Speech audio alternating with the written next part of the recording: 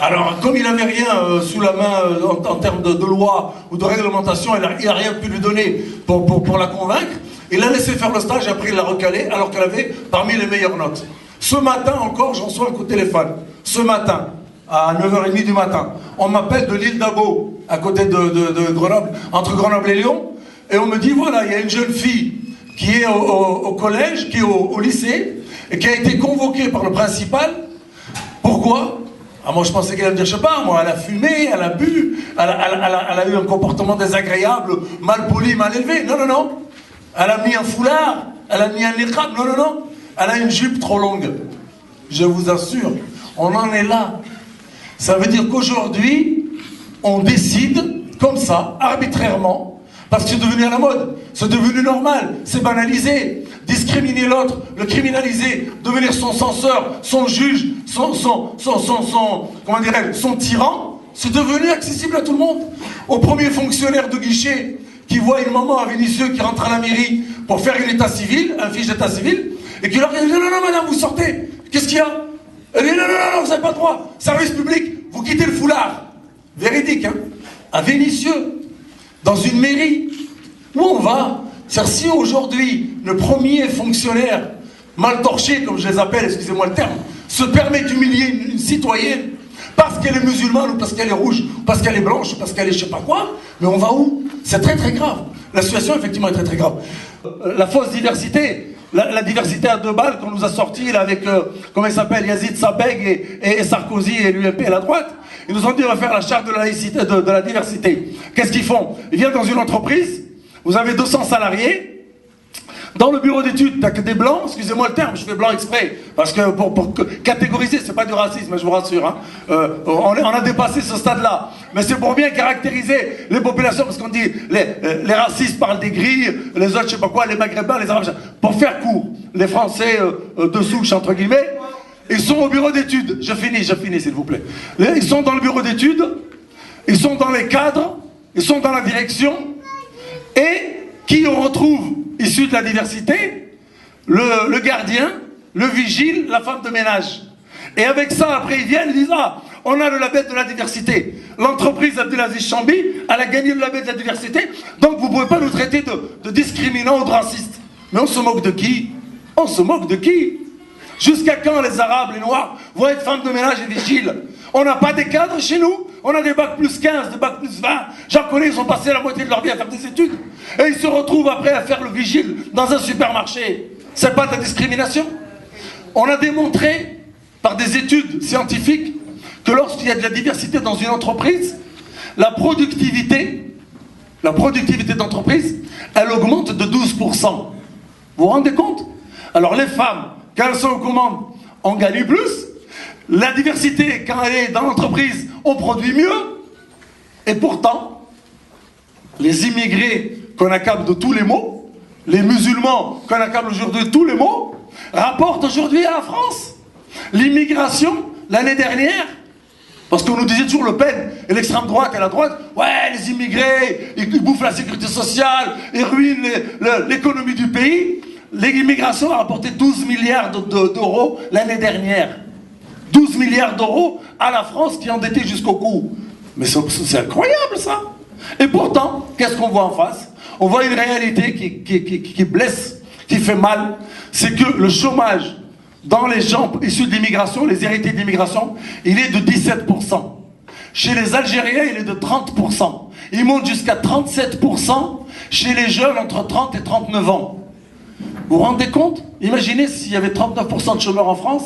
Eh bien aujourd'hui, si, malheureusement. Donc si ça, c'est pas de la discrimination, si c'est pas du racisme, eh bien j'aimerais bien qu'on me dise ce que c'est ça. Donc voilà un peu pour brosser un peu le tableau des discriminations, pour dire qu'elles existent bel et bien.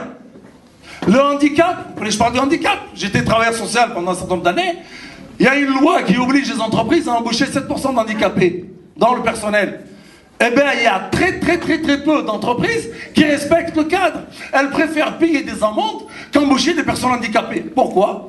Parce qu'on est une société de l'élite, société du résultat, société de la productivité, société de l'égoïsme, de l'individualisme. j'en ai rien à faire, tu tombes, je t'écrase, et si j'essaie de t'écraser pour monter, pour arriver, et ça, on ne veut pas de société-là. Nous, on ne veut pas de cette société où on écrase les uns et les autres, on s'écrase les uns et les autres, on fait la guerre les uns aux autres pour pouvoir partager la misère, pendant que ceux du CAC 40, ils ont fait 30 milliards d'euros, je crois, de bénéfices l'année dernière, ou 20 milliards d'euros, enfin, plus que ça, hein. Voilà, des chiffres faramineux. Donc c'est pour dire, oui, il a raison, parce que rien que Total, il a fait 13 milliards, 12 milliards d'euros de bénéfices l'année dernière. Vous vous rendez compte? Et ils nous font payer l'essence et le gasoil à prix d'or. C'est quoi ça? Donc, au-delà de cette histoire de discrimination, on ne peut pas aujourd'hui faire l'impasse sur la question de l'islamophobie. Parce qu'aujourd'hui, c'est une catégorie de gens qui sont frappés de plein fouet, ce sont les musulmans. Aujourd'hui, il y a un imam qui a 76 ans. Il vient d'avoir une attaque, le pauvre. Claude Guéant en a parlé. C'est monsieur Mohamed Hammam, c'est un vieux de 76 ans, un vieux monsieur, un sage, qui a permis à des milliers de jeunes et de moins jeunes de quitter la drogue, de quitter l'alcool, de quitter les déviances sociales et psychologiques de tout genre. C'est le fondateur du Tablir en France. Ce qu'on appelle Tablir, c'est foi et pratique, c'est des gens qui ne font pas de politique, qui font pas de bruit, qui essayent un peu, comme on dirait, nos témoins de Jéhovah, nous, entre guillemets, mais avec beaucoup de nuances. C'est des gens qui essayent de ramener des gens égarés vers le droit chemin. En disant, écoute, arrête de faire ça, c'est pas bien, machin, machin. Eh bien, il a été... là, il est en instance d'expulsion parce que M. Claude Guéant veut surfer sur la criminalisation de l'islam, la diabolisation de l'islam et des musulmans pour essayer de racoler les voix de l'extrême droite, les voix de Le Pen. Donc aujourd'hui, c'est une situation qui est grave. Pourquoi ? Parce qu'elle rappelle en beaucoup de points la situation des Juifs des années 30. Je vous assure, regardez les lois de Nuremberg. Revenez sur l'histoire, maintenant vous avez Internet. Même ici, là, il y en a, il peut taper sur son iPod, là, ou iPhone, je sais pas quoi, là, et il regarde. Regardez, tapez les lois de Nuremberg, 32, 35, vous allez voir comment les Juifs, on a commencé à les exclure. Comme on est en train d'exclure les musulmans, de la nationalité, de certain nombre de métiers, d'avocats, on les a enlevés du barreau, l'ordre des médecins, on les a enlevés, plus de dentistes, plus de commerçants, plus de pharmaciens, tu peux plus faire ci, tu peux plus faire ça, jusqu'au moment où on a vu comment ça s'est terminé. Et dans la vie sociale, on leur interdit, dans les restaurants, dans les comment on appelle, même dans les bus, pour ne plus monter dans certains bus. Aujourd'hui, sans vouloir extrapoler et dire que c'est exactement la même chose, Dieu merci, on n'est pas quand même dans un cas de similaire, mais ça commence à inquiéter. Et peut-être la présence de beaucoup de gens ce soir n'est pas le fait du hasard non plus. C'est peut-être un des résultats de cette inquiétude légitime qu'on commence à sentir les uns et les autres. Parce qu'on sent venir la patate, comme on dit.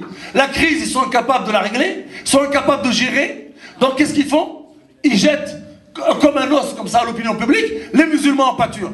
Ah, les foulards, ah, les mariages machin, ah, l'excision, ah, je sais pas quoi, la polygamie, ah, machin, ah, le débat sur l'islam, l'identité nationale. Mais ils nous saoulent avec ça. Ils nous saoulent. Et on se rend compte que même l'opinion publique française ne tombe pas dans le panneau, et Dieu merci. Et on doit tirer un chapeau à l'opinion publique parce qu'elle est mature politiquement. Et quand on a fait un sondage, quand ils ont fait le débat sur l'identité nationale, on a demandé aux Français, quelles sont vos préoccupations? Et vous savez, la question du vivre ensemble, elle est arrivée combien? 16e. 16e. Avant, c'était le chômage, la santé, l'avenir de nos enfants, l'école, la paix dans le monde, etc., l'écologie. Tout ça, c'est arrivé en tête. Et eux, ces escrocs de politiciens, ils nous font croire l'inverse. Ton problème, c'est l'adil. Attention, c'est l'arabe, c'est le musulman. Oula, c'est la femme voilée. Ouh, c'est notre identité nationale. Oula là, ils vont mettre en danger la République. Moi, on se moque de qui? La République, elle n'a jamais été aussi solide, parce qu'elle est capable même de faire des lois d'exclusion, des lois islamophobes. Quand on fait une loi pour sortir des citoyens et des citoyennes du droit commun, pour moi, on a craché sur les valeurs de la République. Parce que la République, elle gère les citoyens, quelles que soient leurs convictions religieuses. L'histoire de la laïcité, elle est venue pour effectivement permettre un cadre juridique, politique, organisationnel, idéologique, qui permet à chacun d'exister, quelles que soient ses convictions. Tu peux croire, pas croire en Bouddha, en Jésus, au bout de bois du coin, c'est ton problème. L'essentiel, c'est que tu respectes le cadre commun. Elle est venue pour ça, et aujourd'hui, ce cadre commun, il a été remis en cause. Ils l'ont remis en cause. Je vais pas passer la laïcité, prétexte bidon, laïcité à géométrie variable. On sait aujourd'hui qu'il y a des collectivités locales qui financent l'histoire des piscines. Il y a des piscines qui sont autorisées par la communauté juive à Sarcelles, à Vichy. Il y a des créneaux horaires qui sont accordés des écoles juives pour que les enfants y viennent, qu'ils ne soient pas mélangés avec les goïs, etc. On sait tout ça. On focalise sur qui? Sur les musulmans. Ah, il y a même des piscines pour nudistes. Des créneaux horaires pour nudistes. Vous savez pas, je vous l'apprends. Ça fait 50 ans que ça existe. Les nudistes, ceux qui se baignent tout nus, eh ben ils ont des créneaux horaires et personne n'en parle. Subhanallah. Pourquoi les musulmans? Pourquoi les musulmans ou les musulmanes? Il y a des femmes juives. Il y a des femmes juives qui louent la piscine pendant 2 heures, maintenant dans la journée de dimanche. Elle dit pendant 2 heures, c'est une femme, une manager femme, c'est les femmes, elles louent la piscine, elles vont. Allez essayer de le faire à Nîmes, là, je vous défie, là. Allez demander au maire de Nîmes, on veut louer la piscine pour les femmes musulmanes. Hein? Alors vous pouvez toujours courir. Donc c'est pour vous dire quoi? Qu'on se moque de nous, qu'on parle de laïcité, qu'on voit M. Delanoë qui donne 2 millions d'euros l'année dernière à une crèche Lubavitch, à une crèche intégriste juive. Et que cette crèche intégriste juive, elle refuse des enfants qui ne sont pas juifs.